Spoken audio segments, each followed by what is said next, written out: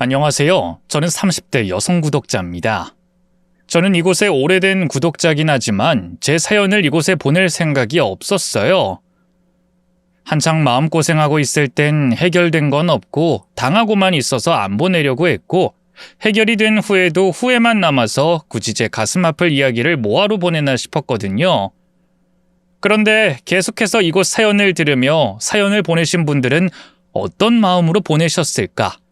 사연을 다 적은 이후에는 그래도 속이 좀 났다고 하던데 그건 정말일까? 여러 궁금증과 생각이 들었습니다. 그래서 저도 아직까지 제게 후회만 남긴 이 사연을 말하면 제 속이 나아질까 싶어서 보내게 되었어요. 부디 지금도 하고 있는 큰 후회가 조금은 작아지길 바라며 사연을 보내봅니다. 저는 가부장적인 분위기가 많이 남아있는 지역에서 가부장적인 집안의 그 누구보다 가부장적인 아버지 밑에서 나고 자랐습니다. 얼마나 저희 집안이 가부장적이었냐면 제가 어릴 때는 남녀 7세 부동석이라는 말이 어른들이나 교과서에서만 듣던 말이지 실제로 겪는 일이 아니었거든요. 그런데 저는 그 일을 매일 집안에서 겪고 있었어요. 그것도 저희 집에 할아버지가 계신 것도 아닌데 말이죠. 아버지는 같은 또래들과 비교해도 또 나이가 더 많은 세대와 비교해도 지나치게 가부장적인 사람이었습니다. 과장해서 설명하자면 저희 아버지는 저희 집안에서 신 같은 존재였어요. 엄마와 저는 저희 집에서 신과 같은 아버지에게 머리를 조아리고 공물을 바치고 지시하는 건 뭐든 잔말 없이 해야 하는 신도 또는 노비였죠. 어릴 때부터 제가 그 집을 나가기 전까지 지내온 과거를 얘기하면 제 친구들은 거짓말하지 말라고 했고, 친구 부모님이나 다른 어른들은 자기들 할머니 때 이야기를 듣는 것 같다며 놀라곤 했습니다. 그 정도로 정말 대단히 가부장적인 집안에서 자랐어요. 어릴 때부터 제가 여자로 태어난 게 너무 억울하고 한이 들 만큼 말이죠. 그래서 성인이 되었을 때 가진 것도 계획도 없었지만 무작정 집을 뛰쳐나왔습니다. 저희 엄마는 그 비정상적인 집안에서 저라도 탈출시키고 싶은 마음에 제가 집을 나가려 한다는 걸 알면서도 모른 척 해주며 제 가방에 그동안 아끼며 모아두었던 비상금을 넣어줬고요. 엄마 덕분에 저는 차가운 길바닥이 아닌 작은 원룸에서 제 새로운 삶을 시작할 수 있었죠. 이후 엄마를 위해서 또 저를 위해서 정말 열심히 일했습니다. 돈을 정말 많이 벌어야 했거든요. 그 이유는 오로지 엄마였어요. 엄마를 저처럼 그 집에서 탈출시키는 게 제 목표였거든요. 그래서 정말 쉬는 날도 없이 일도 두세 개나 하면서 열심히 살았는데 허무하게도 그렇게 해야 할 필요가 사라졌습니다. 엄마와 저를 그렇게 고생시키고 억압하던 아버지가 세상을 먼저 떠나셨거든요. 아버지가 세상을 떠나셨다는 연락을 받았을 때 눈물보다 안도의 한숨이 먼저 나왔어요. 이제 엄마와 나, 마음 편히 다른 사람들 사는 것처럼 살 수 있겠구나 싶었거든요. 물론 아버지를 생각보다 일찍이 떠나보내게 되어 슬펐고 눈물도 하염없이 흘러나왔지만 그래도 장례를 치르고 난 뒤에는 앞으로의 삶이 기대되었어요. 이전과는 비교할 수 없을 정도로 화목하고 행복하고 또 마음 편한 생활을 할 거라고 확신할 수 있었으니까요. 그래서 엄마와 함께 오랫동안 같이 지내고 싶었습니다. 지난날 아버지 때문에 긴장하고 숨죽인 채 살아온 세월이 있어 반발심 때문이었는지 엄마와 함께 지내며 하고 싶은 거 다 하면서 살고 싶었어요. 그리고 한동안은 정말 한풀이 하듯이 엄마와 함께하고 싶은 거 다 하고 하기 싫은 거, 귀찮은 거 하지 않으며 즐겁고 행복하게 살았습니다. 그러다 제가 남편을 만나 결혼하게 되며 엄마와 다시 떨어져 지내게 됐죠. 아버지가 돌아가시고 이제 겨우 몇 년 자유롭게 행복하게 살 수 있었는데 제 결혼으로 엄마와 떨어지게 되니 아쉽고 서운했어요. 하지만 성인이 되면 누구나 겪는 과정이고 또 엄마 집 가까이에 이모들이 있어서 걱정을 많이 하진 않았습니다. 거기다 남편이 저의 어린 시절과 엄마가 고생한 이야기를 다 알고 있어 결혼 후에도 친정에 자주 갈 수 있게, 엄마와 여행도 다닐 수 있게 해주겠다고 약속을 했어요. 그러니 결혼 후에도 엄마와 자주 볼 수 있겠다 싶어서 아쉬운 마음도 달랠 수 있었죠. 그런데 결혼 후의 생활은 결혼 전 제 생각과 180도 달랐습니다. 엄마와 함께 많은 시간을 보낼 수 없었어요. 결혼 전 남편이 제게 했던 말들이 모두 거짓말이었거든요. 이번엔 또 뭐 때문에 안 되는데? 저번이 아버님 일 때문에 그랬다고 해도 이번엔 아무 일도 없잖아. 가정주부가 3일 동안 집에 없으면 어쩌자는 거야? 당신이 3일 동안 없으면 내 아침밥은 누가 챙기고 집안일은 누가 해? 밖에서 일하고 와서 힘든 내가 할까? 당신은 놀고 난 죽도록 일만 해? 제발 양심 좀 있어라, 양심 좀. 나는 놀아? 나도 밖에서 일해. 일하고 집에 와서 집안일하고 밥 차린다고. 그렇게 생각하면 양심 없는 사람이 누군데? 그리고 나 당신이랑 결혼하고 처음으로 엄마랑 시간 보내겠다는 거야. 당신은 나 데리고 매주 아버님, 어머님 모시고 다녀서 내 기분이 어떤지 모르겠지만 나 엄마 보고 싶어. 나도 엄마랑 같이 있고 싶다고. 그래서 회사 쉬는 날 엄마 모시고 가겠다는데 그거 가지고 무슨 양심이라는 말이 나와? 야, 내가 우리 아버지, 어머니 매주 보고 싶어서 가는 거냐? 나도 두 분이 부르니까 가기 싫어도 가는 거 아니야. 그리고 넌 애냐? 애야? 결혼하고 뭐 얼마나 떨어졌다고 벌써부터 보고 싶다는 말이 나와? 당신 정말... 그럼 당신 나랑 결혼할 때 한 말은 뭐야? 나 언제든 엄마 만나러 가도 된다고 했고 여행 가도 된다며. 그때 한 말은 뭔데? 너 꼬시려고 한 소리다. 야, 너 제발 정신 좀 차려. 너 성인이고 결혼했어. 가정이 있다고. 그럼 아내로서, 가정을 가진 사람으로서 열심히 살 생각을 해야지.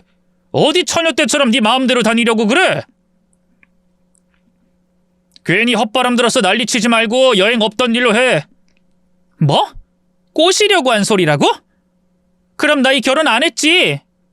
내가 우리 엄마도 마음대로 못 만나는데 당신이랑 왜 결혼을 해? 나 당신이 원하는 대로 못하니까 원래 계획대로 갈 거야. 그렇게 알아. 뭐? 이걸 콱! 야, 너 정말 사람 성질 돋을래? 어디 오늘 밤새 볼까? 네 입에서 잘못했다는 말 나오게 해줘? 남편이 결혼 전 제게 약속했던 말들은 전부 제 마음을 사기 위한 거짓말이었습니다. 그리고 제가 보아왔던 남편의 모습도 모두 거짓이었죠. 결혼 전까지 다정했던 남편은 결혼 후 제게 아버지를 다시 떠오르게 할 만큼 강압적이었고 가부장적이었어요. 보통의 사람이라면 남편에게 속았다는 걸 알고 화가 났을 텐데 저는 달랐습니다. 아버지와 겹쳐 보이는 남편의 모습을 보며 두려움을 먼저 느끼게 됐죠. 그 두려움은 제가 대항하거나 반항할 수 없는 두려움이었습니다. 20년 동안 평생 두려움에 떨며 살아서 그런지 반사작용처럼 몸이 굳어갔고 두려움에 아무런 말도 할 수 없었어요. 남편은 그런 저를 보며 만족스러워했고요. 저의 어린 시절을 들었고 제가 아버지를 얼마나 무서워하는지 다 알고 있었으니 제 반응을 보자마자 안 거죠. 이제부터 제가 자신에게 대항할 수 없다는 걸 말입니다. 그날 이후 저는 남편에게 꽉 잡혀 살게 되었습니다. 저희 엄마가 아버지께 잡혀 살았던 것처럼 저 역시도 남편을 두려워하면서 살았어요. 거기다 시댁 식구들에게도 똑같은 대우를 받게 됐죠. 시댁 식구들은 원래도 가부장적인 성향이 있는 사람들이었어요. 제가 사는 지역이 지금까지도 가부장적인 분위기가 남아있는 지역이라 그렇지 않은 성향의 집안을 보기 힘든 편이긴 했거든요. 그래도 남편과 결혼한 건 남편은 절대 가부장적인 사람이 아니라고 생각해서 결혼했던 거고요. 남편이 제게 보호막이 되어줄 거라고 생각했습니다. 하지만 결국 남편이 절 속여 시댁 식구들에게서 저를 보호해줄 사람은 없었어요. 결국 저는 아버지를 떠올리게 하는 남편과 시부모님으로 인해 아주 잠깐 맛봤던 자유를 빼앗기게 됐죠. 제가 원하던 결혼 생활은 아니었습니다. 그리고 제가 자라며 늘 봐왔던 엄마의 삶이었어요. 그 삶이 너무 싫어 20살이 되자마자 도망쳤기 때문에 이번에도 벗어나고 싶었죠. 하지만 두려움 때문인지 몸이 움직이지 않았습니다. 그리고 모든 걸 내팽개치고 나갈 수 있었던 20살의 무모함도 없었죠. 결정적으로 그 당시엔 제가 두렵고 억울해도 참을 수밖에 없는 이유가 있었어요. 엄마였죠. 저도 제 모습을 보며 엄마를 떠올렸는데 엄마가 제 상황을 안다면 분명히 자기 탓을 할 것 같았습니다. 딸은 엄마 인생을 따라간다는 말이 엄마 가슴에 새겨져 힘들어할 것 같았거든요. 그래서 도망칠 생각도 이혼할 생각도 하지 못한 채 남편과 시댁에서 식모 취급을 받으며 살게 됐죠. 그러다 지렁이도 밟으면 꿈틀한다는 말처럼 저도 가부장적인 남편에게 목소리를 높이게 된 일이 생겼습니다. 저희 친정엄마와 달리 밖에서 회사를 다니며 집안일도 독박하고 있다 보니 스트레스가 엄청 쌓였던 거예요. 회사 업무와 상사랑 부딪히며 쌓이는 스트레스를 집에서도 풀지 못하고 있었으니 제 몸에 한계가 온 거죠. 그래서 저도 모르게 강압적으로 나오는 남편에게 버럭 소리를 지르고 미친 듯이 달려들게 되었어요. 나왔어. 뭐야? 아니, 시간이 몇 시인데 밥을 안 하고 있어? 야! 사람이 들어와서 말하면 나와서 보는 척이라도 해야지. 들어 누워서 뭐 하는 거야? 그리고 지금 시간이 몇 시야? 지금 이 시간에 쳐 누워있으면 내 밥은 누가 해? 미안한데 나 오늘 몸이 너무 안 좋아서 그러니까 시켜 먹거나 냉장고에 있는 거 꺼내 먹으면 안 될까? 아침에 한 찌개도 있고 냉동실에 굽기만 하면 되는 것도 있는데. 뭐? 지금 나보고 주방에 들어가서 요리하라고? 하루 종일 일하고 온 나보고 이제 내 밥까지 차려 먹으라고? 야, 내가 이러려고 너랑 결혼했냐? 내가 남편 대접도 못 받으려고 결혼했냐고? 여보, 내가 몸이 너무 안 좋다니까? 그리고 오늘 딱 하루잖아. 내가 언제 당신 보고 요리해달라, 알아서 밥 먹어라 한 적 있어? 없잖아. 그럼 오늘 하루만 당신이 차려 먹으면 안 돼? 그러니까 네 몸 관리를 왜 그따위로 해? 그리고 네가 진짜로 아파서 이러는지 아니면 남편 밥 차려주는 게 귀찮아서 이러는지 어떻게 알아? 아니다. 너 이렇게 나랑 말싸움하는 거 봐서는 귀찮아서 이러는 게 맞네. 맞지? 너 안 아프지? 꾀병이지? 이게 이제 꾀병까지 부리면서 남편 밥을 안 차려? 이게 어디서 못된 것만 배워서는.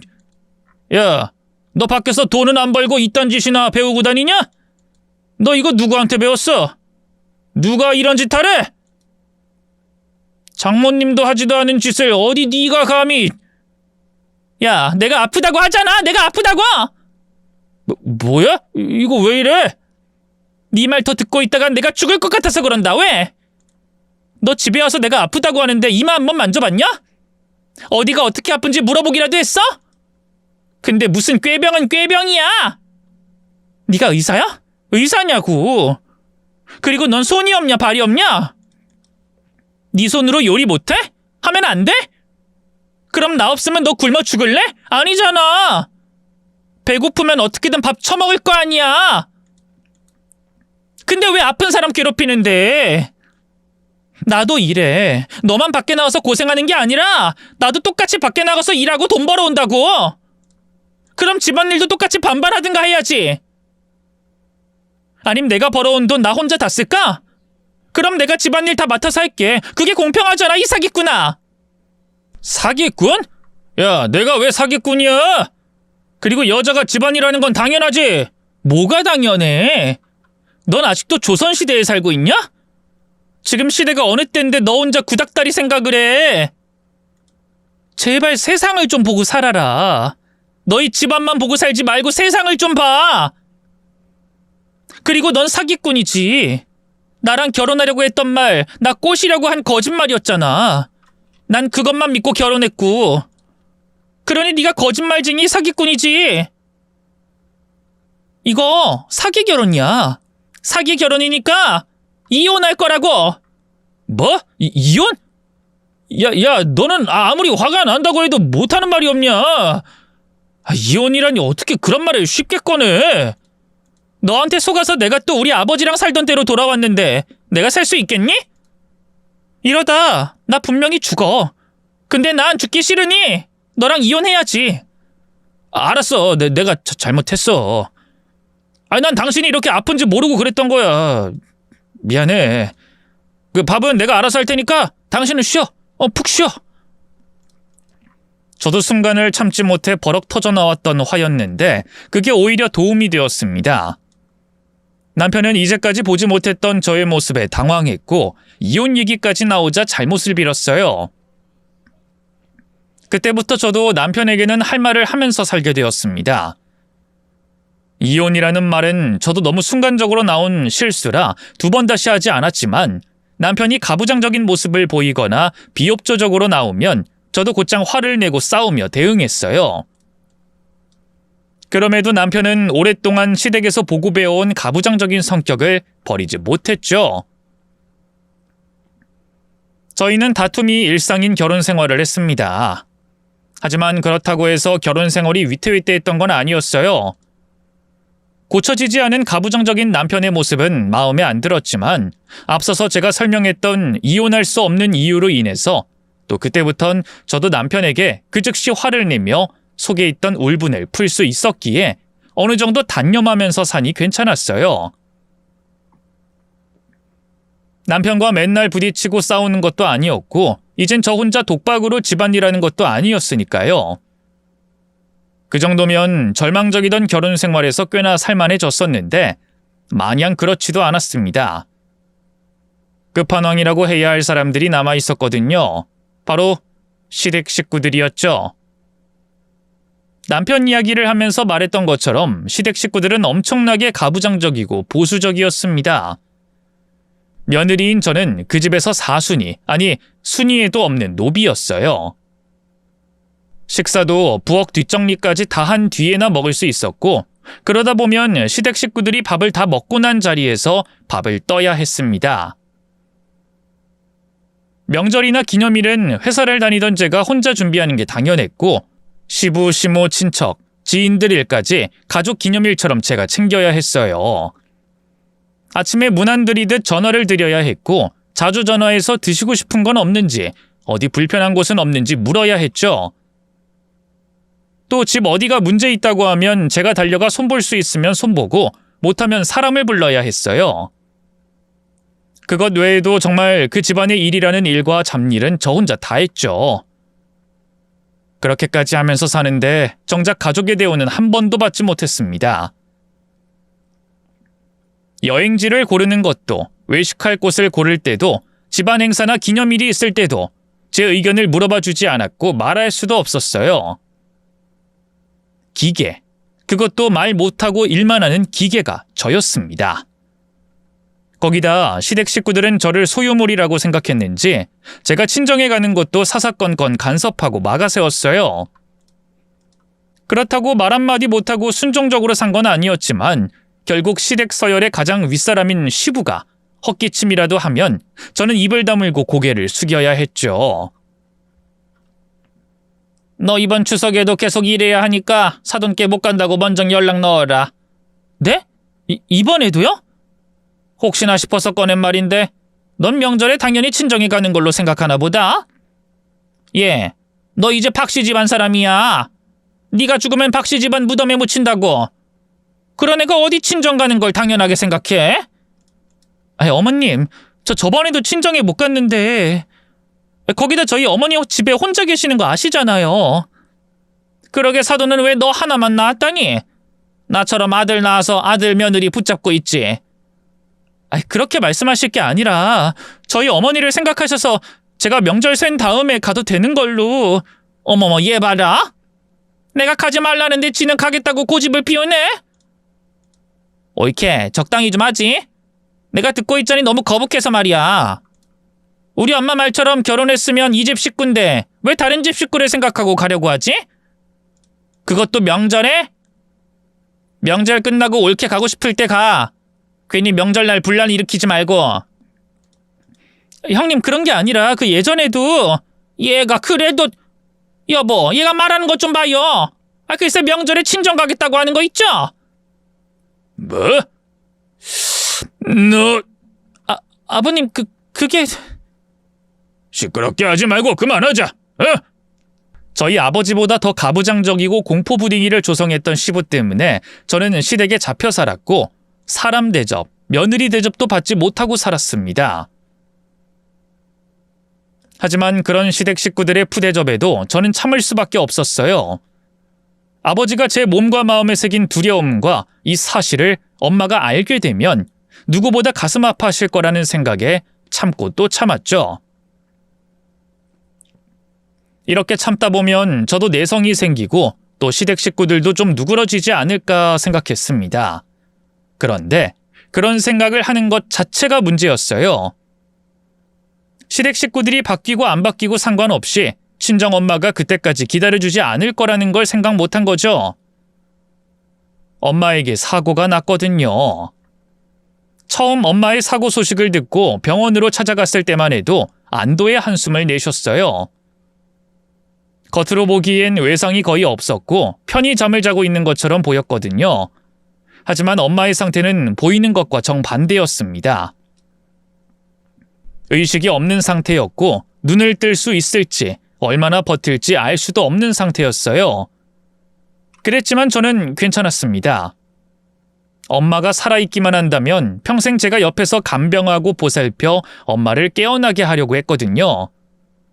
하지만 엄마는 저를 고생시키고 싶지 않았던 건지 아니면 아버지와 살며 지금까지 너무 고생해서 이제는 편해지고 싶었던 건지 세상을 떠나셨어요.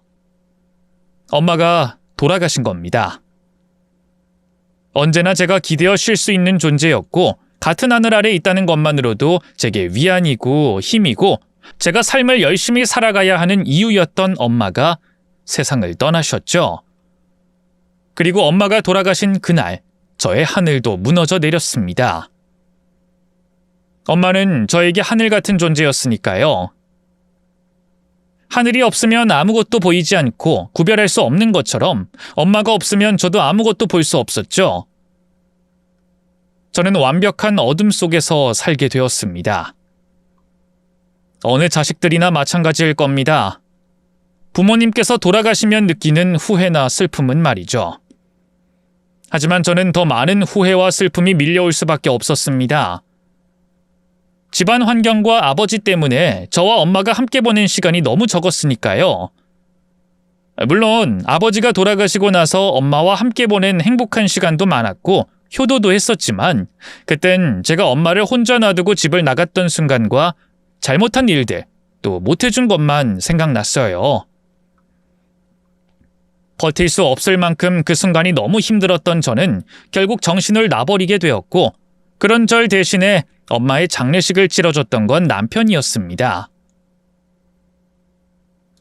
저는 남편에게 모든 걸 맡기고 헤어나오기 힘든 슬픔 속에서 허우적거리고 있었고요.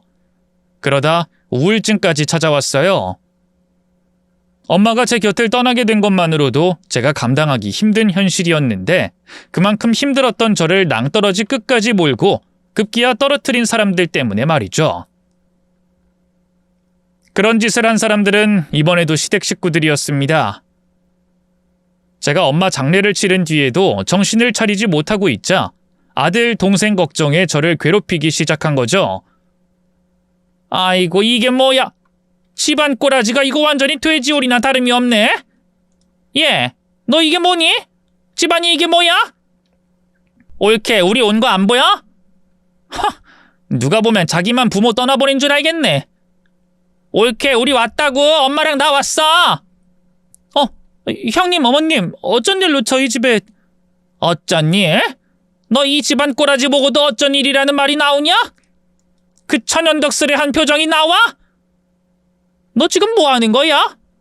아무리 부모상을 치렀다고 하지만 이건 좀 너무하지 않니? 너 네 부모 보냈다고 네 남편까지 보낼 거야? 죄송해요. 제가 지금 정신이 없어서요. 그러니까 너 정신없다고 우리 아들을 이런 돼지우리 안에서 지내게 할 거냐고? 엄마 여기 봐. 여기. 냉장고도 엉망이야. 반찬도 몇 개 없고 그마저 밖에서 사온 반찬인 거 있지? 옳게 이건 좀 너무한 거 아니야? 옳게 혼자 사는 것도 아니잖아. 거기다 우리 성환이가 그동안 옳게 대신에 일처리 다 했는데 이러면 안 되지 않아? 죄송해요. 제가 해야 하는 게 맞는데 너무 힘들어서 그런지 집에 도착하면 누워있거나 잠만 자서요. 저도 이러면 안 되는 걸 알지만 너무 힘들어서. 누가 지금 너 질질 짜는 이야기 들으려고 온 줄 아니? 그리고 질질 짜면 일이 다 해결돼? 너 거기서 울지 말고 얼른 일어나. 일어나서 집 정리부터 해. 우리가 지금부터 네가 집안일 제대로 하는지 안 하는지 지켜보고 있을 테니까 얼른 일어나서 집 정리부터 하라고. 뭐해 당장 일어나지 않고. 시모와 시누이는 정신을 못 차리고 있는 제게 찾아와 저를 괴롭혔습니다. 울고 있는 저를 억지로 일으켜 세워 장난감 부리듯 집안일을 하게 시켰고 위로가 되는 말은 하나도 없이 저를 나무라고 탓했어요. 물론 집안일을 하지 않고 넋을 놓고 있었던 제 잘못도 있죠. 근데 엄마를 막 잃은 저를 이해해 줄 순 있는 거잖아요. 거기다 집안이 돼지우리처럼 된 이유는 남편 때문이었어요. 저는 정신을 반쯤 놓고 있었던 상황이라 집안에 어질러 놨던 게 하나도 없었거든요. 전부 남편이 벗어놓고 버리고 밀었던 거였습니다. 그러니 억울할 수밖에 없었어요. 하지만 그런 걸 가지고 입씨름할 정신도 없었고 애초에 시댁 식구들과 맞설 자신도 없었죠. 그저 시모와 시누이 손에 붙잡혀 이리저리 시키는 대로 움직였어요. 그러나 그게 끝이 아니었고요. 시모와 시누이는 일거수일투족을 감시하듯이 제게 전화를 걸어 자기 아들과 동생 뒷바라지를 똑바로 하고 있는지 확인하곤 했습니다. 네, 어머님. 그래. 지금 성원이한테 연락이 안 돼서 너한테 전화했다. 너 오늘 우리 성원이 아침밥 제대로 챙겨준 거지? 안 돼. 뭐뭐 해서 먹였니? 사진 있어? 사진은 없는데요. 그리고 아침은 밥에 미역국 그리고 반찬들 해서 먹었어요. 내가 지금 뭉뚱그린 대답 들으려고 전화했겠냐? 밥이랑 먹었으면 반찬들이랑 먹는 게 당연한 거지. 내가 듣고 싶은 건 무슨 반찬을 먹였는지, 밥은 오븐 도미인지 잡곡인지, 잡곡이라면 뭐가 들었는지 그거 들으려고 전화한 거 아니야? 그리고 사진은 왜 안 찍어? 사진을 찍어야 네가 거짓말을 하는 건지 아닌지 확인할 거 아니야? 제가 금방 들통날 거짓말을 왜 하겠어요? 어머님께서 그 이에게 물어보면 금방 아시게 되는데요. 그럼 그걸 아는 애가 정신을 놓고 우리 아들 그 고생을 시켜? 나 너 못 믿는다. 또 우리 성원이가 워낙 착해야 말이지. 지 와이프 생각한다고 아침 쫄쫄 굶어도 진수성찬 받았다고 할래잖니. 그래서 내가 확인을 해봐야겠으니 오늘 차린 아침상 하나 빠짐없이 다 얘기해봐. 너랑 통화 끊고 성원이랑 전화해서 확인해 볼 거니까. 어머님, 이러지 마시고요. 그이한테 직접 들으세요. 저 회사예요. 이런 전화 받으러 나오는 것도 눈치 보인다고요. 내가 널 붙잡고 있으면 얼마나 붙잡는다고 그래? 이게 거짓말 들킬까봐 핑계대고 피하기는. 너 오늘 성원이 아침 안 챙겨줬지? 그렇지? 이런 전화 오늘 한 번이 아닐 거잖아요. 조금 있다가 저녁 반찬 뭐 할 거냐고, 집안일은 뭐 해야 하냐고 또 전화하실 거잖아요. 거기다 어머님만 이런 전화 주시는 거 아니에요. 형님도 제게 이런 내용의 전화한다고요. 그게 뭐? 우리 성화가 동생 잘 챙기고 있구만. 그러게 네가 정신 똑바로 차리고 할 것만 했으면 이런 일 없잖아. 우리도 이런 전화하는 게 얼마나 귀찮다고. 그러니까 얼른 내가 물어본 거나 대답해. 오늘 성환이 뭐 해먹였어?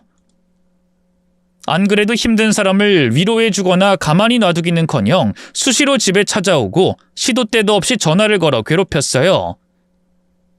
당연히 남편에게 도움을 청했지만 자기도 어쩔 수 없다는 말만 했죠. 야, 나보고 뭘 어떻게 하라는 건데. 설령 내가 뭐라 한들 우리 어머니나 누나가 내 말 듣겠냐? 오히려 더 난리 날걸? 네가 또 뭐라고 했길래 내가 이러냐면서 너 더 욕먹어. 그리고 우리 집 엉망인 거 알고 우리 아버지가 얼마나 화가 나셨는지 알아? 너 우리 아버지한테 안 불려간 거 내 덕분이야. 내가 안 말렸으면 너 우리 아버지한테 엄청나게 혼났어. 뭐? 내가 왜 혼나야 하는데? 내가 도대체 뭘 잘못했는데? 난 우리 엄마 돌아가신 거 슬퍼하지도 못해?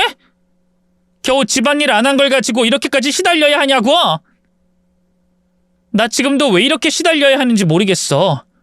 당신이 한두 살 먹은 애도 아니고 알아서 먹고 치우고 정리할 수 있는 성인인데 왜 내가 당신 안 챙겼다고 이렇게 시달려야 하는 거야?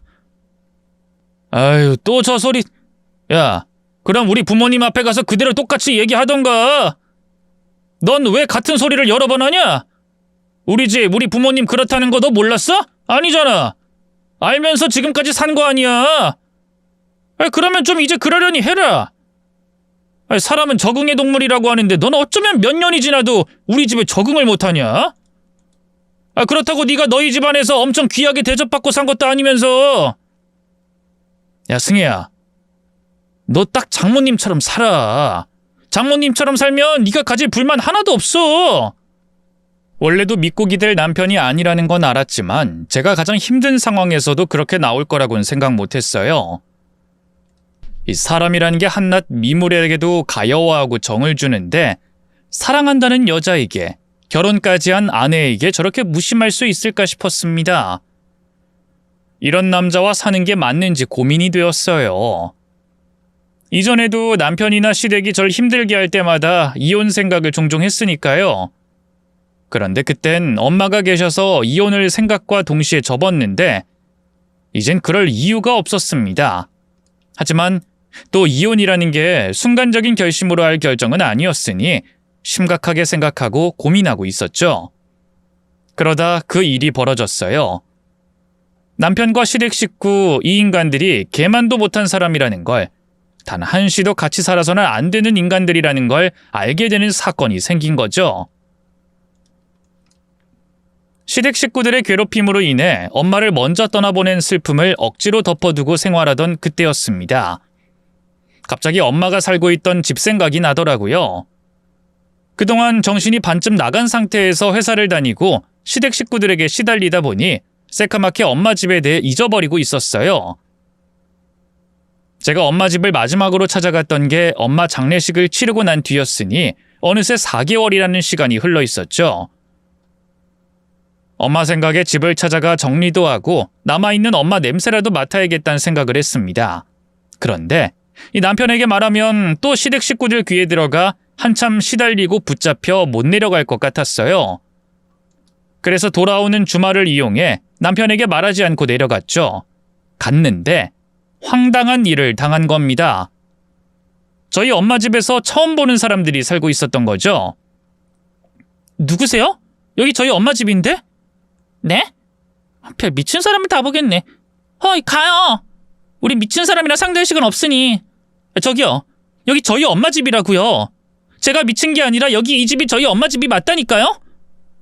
당신들 주인 없는 빈집이라고 여기 눌러앉은 거죠. 당신들 지금 여기 당장 떠나지 않으면 나 경찰에 신고할 거예요. 그러니까 당장 나가요. 우리 엄마 물건 하나도 건들지 말고. 경찰? 그래, 경찰 불러. 어디 미친 여자가 남의 집을 보고 자기 엄마 집이래. 여보, 지금 당장 경찰 불러요. 너무나도 당당하게 저희 엄마 집을 자기네 집이라고 우기는 사람들로 인해 결국 저는 경찰에 신고했어요. 곧바로 경찰이 출동했고 양측 이야기를 듣고 확인하더니 제게 놀라운 말을 했죠. 저 착각하셨나 봅니다. 여기 이분들 집이 맞습니다. 이분들이 보여주신 서류도 확인했고요. 또 저희도 확인해본 결과 이분들 집이네요. 아무래도 여기가 시골이라 집들이 다 비슷비슷해서 헷갈리셨나 봐요. 그러니 이제 그만 돌아가시죠. 제가 여기서 태어나고 20살 때까지 살았어요. 나중에 아버지 돌아가시고 나서는 다시 돌아와서 회사를 출퇴근하면서 엄마랑 살던 집이고요. 저 여기 눈 감고도 찾아올 수 있는 곳이에요. 어떻게 사람이 평생 살던 집을 헷갈리겠어요? 그렇게 일방적으로 주장하시면 저희도 뭐라고 할 수는 없지만 서류가 보여주지 않습니까? 이분들이 현재 주인이라는 걸요. 뭔가 착각하신 것 같아요. 진짜 왜 저를 미친 사람 취급하세요? 진짜 우리 엄마 집이라고요.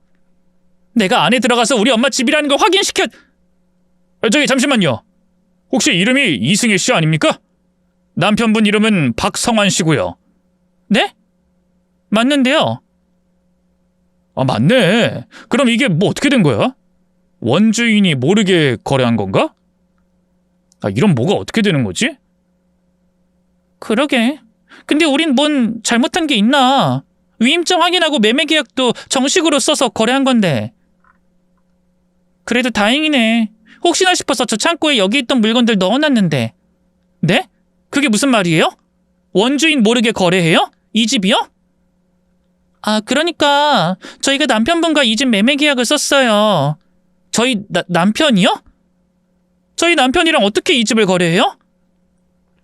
이 집 돌아가신 저희 엄마 집이에요. 그러니까 제가 상속받고 제가 이 집을 내놔야... 잠깐만. 상속 처리를 그 사람이 했는데... 저희는 두 분 사이에 무슨 일이 있었는지 모르겠지만 이 집을 계약할 때 남편분과 거래했어요. 아내 되는 분께서 직접 거래할 사정이 아니라고 하셔서 위임장 보고 문제 없다는 걸 확인한 뒤에 거래한 겁니다.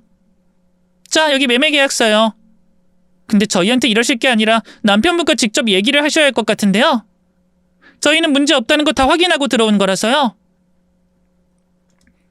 남편과 매매 계약을 했단 이야기에 순간 머릿속을 스친 기억이 있었어요. 엄마가 돌아가시고 제가 제정신이 아니라 엄마 장례식부터 그 후에 처리해야 할 것들까지 남편이 모두 맡아서 해줬던 게 말이죠. 아무래도 제가 정신이 없는 사이 남편이 저 몰래 엄마 집을 판 것 같았습니다. 당장 확인해봐야 했어요. 저는 조금 전 도착했던 엄마 집을 뒤로하고 다시 집으로 향했죠. 그리고 아무런 일도 없다는 듯이 소파에 누워 TV를 보고 있는 남편에게 따져 물었습니다. 왔어. 오늘은 좀 늦었네. 대충 씻고 얼른 밥 차려. 안 그래도 엄마가 전화해서 저녁 먹었냐고 물어보는 거 내가 아직 집 아니라고 둘러댔는데 아마 이제 곧 또 전화하지 싶다. 당신 우리 엄마 집 어떻게 한 거야? 뭐? 그게 무슨 말이야? 장모님 집이 왜? 지금 이게 시침이 뗀다고 될 일이야? 내가 이렇게 물어보는 거면 상황 파악 안 돼? 그 집 왜 팔았어? 당신이 뭔데 우리 엄마 집을 마음대로 팔아? 그게 그러니까... 내가 그걸 너한테 말하려고 했는데 그때 너 상황이 안 좋아서... 왜? 너도 그때 네 상태 잘 알잖아. 뭘 물어도... 내 핑계 대지 말고! 우리 엄마 집 왜 팔았냐고! 당신이 뭔데 우리 엄마 집을 팔아? 엄마의 추억이 있는 그 집을 내 결정도 없이 왜 파냐고! 거기다 당신 내 위임장도 거기에 이용했더라? 그거 사기 아니야? 그거 사기잖아. 주인인 난 팔 생각이 전혀 없는데 나 속이고 위임장까지 도용해서 판 거 아니야? 그게 사기 아니냐고! 야, 말을 해도... 그래, 미안한데 팔아야 할 사정이 있어서 팔았어. 그리고 내가 말하려고 했는데 그때 당신이 제정신도 아니고 이성적인 판단이 불가능할 것 같아서 말 못한 거라고. 그러니까 팔아야 하는 그 사정이 뭔데? 우리 엄마 집을 상의도 없이 파는 그 사정이 뭐냐고! 우리 아버지 어머니 좀 도와드렸다. 그 아버지 아는 분께서 투자할 만한 곳이 있다고 하길래 거기에 투자하시라고 좀 도와드렸어.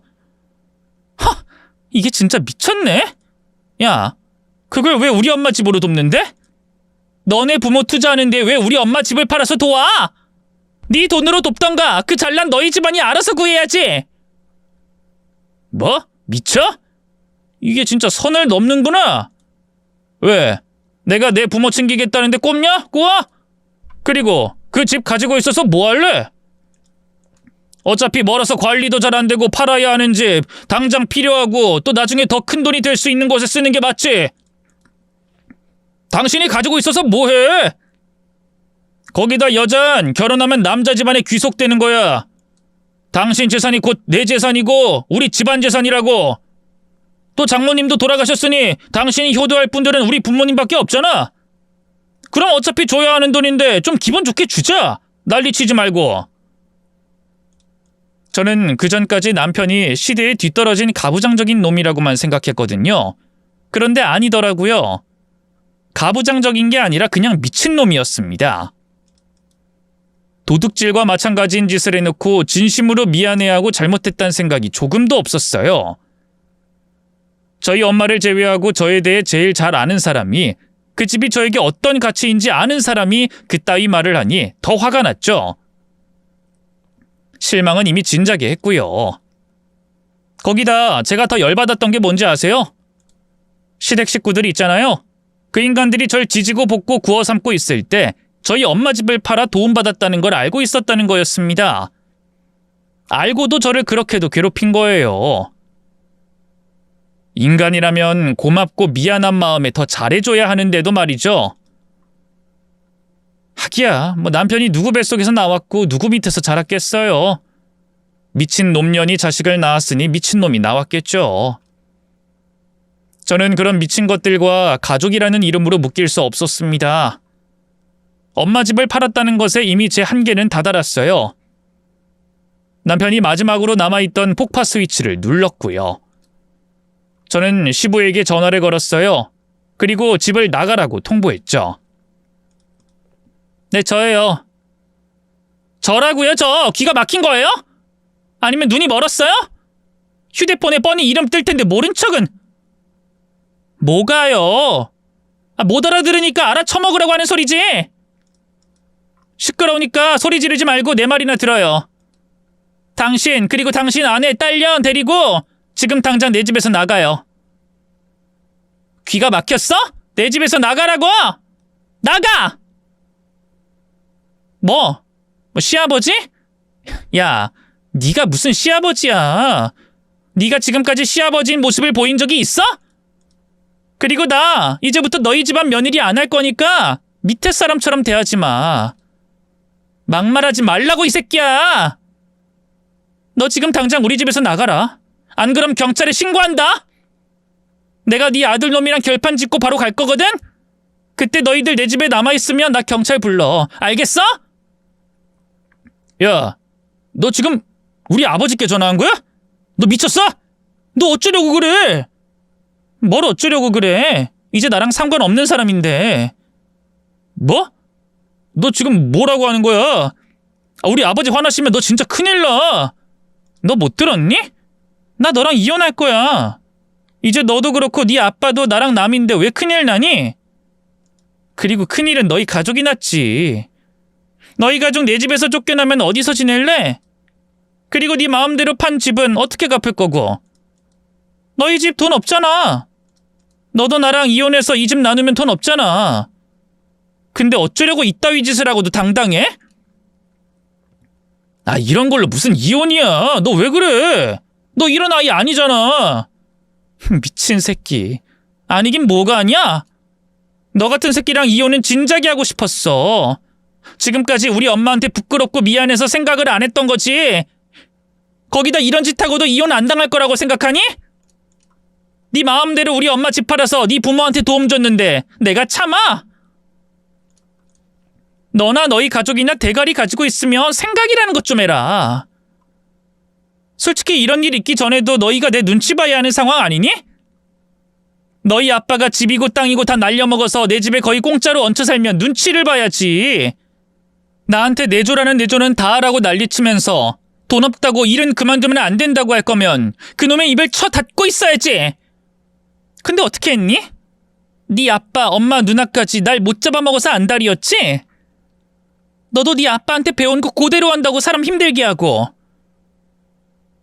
난 너희 가족 대가리 속이 너무 궁금하다. 머리가 안 좋아서 이런 상황을 생각하지 못했던 건지 아니면 무슨 방법이 있어서 나한테 이런 건지 말이야. 뭐 어차피 이제 다 상관없는 일이 됐으니까 알 필요도 없지. 야, 이혼하는 것까지 나 힘들게 하지 마. 내 휴대폰에 너희 엄마 누나 지랄한 것만으로도 충분히 이혼 사유가 될 것 같거든. 그러니까 서로 더 악쓰지 말자고. 이 집 그리고 살림살이 반반했던 거 그대로 나누고 네가 팔아서 등신 같은 너희 부모 준 돈 다시 가져와. 마음 넓은 내가 우리 엄마 집 다시 내놓으라고 하진 않을 테니까. 그럼 지금 내 집에 가서 너희 부모 데리고 와. 아님 내가 너희 부모 끄집어낸다? 제 입에서 육두문자와 함께 이혼과 내 집에서 나가라는 말이 나오자 남편의 얼굴은 새하얗게 변했습니다. 아마 시댁 가족들 얼굴도 비슷할 거라고 생각했어요.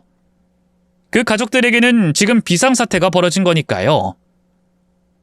그러니까 이게 어떻게 된 일인가 하면 당시 시댁 식구들이 지내고 있던 집이 제 명의의 집이었어요. 원래부터 제 집은 아니었고요. 아버지가 돌아가셨을 때 상속받게 된 집인데 상속받을 때 집값은 얼마 안 됐지만 시골이 아닌 도심지에 있어 나중에라도 개발이 되어 큰돈이 될 수 있다며 엄마가 제게 상속받으라고 했던 집이었습니다. 엄마가 먼저 받고 난 뒤 땅값이 올라 제가 다시 상속받게 되면 이중과세가 된다면서 말이죠. 그런데 제가 지내고 있던 지역과는 먼 곳이라 제가 실거주하진 않고 전세를 돌리고 있었어요. 남편과 결혼해서도 몇 년간은 다른 사람에게 전세를 줬는데 어느 날 시부가 투자로 인해 전 재산을 날리고 오갈 곳이 없게 되자 제가 말도 안 되는 금액의 월세를 주고 있었죠.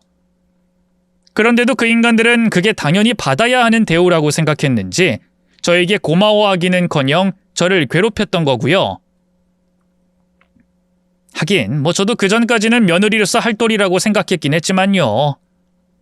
하지만 남편이 그런 짓을 했고 또 시댁 인간들도 그걸 알면서 저를 괴롭혔으니 더 이상 참고 있을 이유가 없었어요. 그래서 시부에게 집을 나가라고 했던 거였어요. 또 제가 시모보다 더 무서워하던 시부에게 말해야 시댁 그 인간들도 또 남편도 제가 진심이라는 걸 알게 될 것 같아 시부에게 전화를 걸었던 거고요. 그제야 제 분노를 알아차린 남편은 뒷수습을 해보려고 했어요. 승혜야, 내가 잘못했어. 돈은 내가 아버지께 잘 말씀드려서 해결해 볼게. 그리고 장모님 집도 다시 가져오면 좋을 텐데 그건 우리 말고 다른 사람이랑 한 계약이라 좀 힘들 것 같아서 대신 내가 앞으로 이런 일 없도록 하고 너한테 진짜 잘할게. 집안일 내가 다 할 테니까 넌 너 하고 싶은 거 하면서 살아. 지랄, 나보고 네 말을 믿으라고? 사기꾼의 미친 새끼 말을? 너 헛소리할 시간 있으면 지금 당장 가서 네 가족이나 데리고 와. 늙은 네 부모 네 손에 끌려 나오는 꼴이나 주거침입으로 경찰한테 붙잡혀가는 모습 보기 싫으면. 야, 승혜야, 갈 생각 없다는 거지? 그럼 내가 가지 뭐. 저는 일을 마무리 지을 겸 그동안 시부, 시모, 시누이에게 당해온 분풀이를 할 겸 시댁 식구들이 지내는 제 집으로 찾아갔습니다. 가자마자 쌍소리부터 날렸고요. 이 염치 없는 새끼들이 아직도 내 집에 붙어있네? 야, 내가 너희 다 나가라고 했지? 경찰 불러? 경찰 부를까? 뭐? 이게 어디서 시부모님 앞에서 욕짓거리야? 못 들었나 보네? 나 이제 너희 며느리 아니야. 그러니까 나가. 나가라고! 엄마, 그러지 마. 지금 승혜 자극하지 말라고. 넌 또 무슨 소리야? 너 지금 아버지가 얼마나 열받으신... 어머, 여보 나왔어요? 너 지금 안으로 들어와봐. 뭐? 너? 이게 지금까지 나한테 도움을 잔뜩 받아놓고 어디서 너너거려? 그리고 세입자가 어디서 들어오라 말라 난리야. 여기 내 집이야. 내가 임대인이고 너흰 임차인이라고. 그것도 계약기간 한참 전에 만료된 임차인. 그러니까 꺼져. 당장 꺼져. 어허, 며느리가 어디서... 미친 꼰대 새끼. 나 없으면 길바닥에 나 앉아야 하는 주제 어디서 시아버지 노릇을 하려고 해? 야, 꺼져라. 안 꺼져? 그럼 내가 내쫓아줄게. 야, 이 미친 것들아. 눈이 돌았던 저는 시부 대갈통을 내려치고 그 집에 있던 물건들을 손에 잡히는 대로 던지며 집안을 쑥대밭으로 만들었습니다.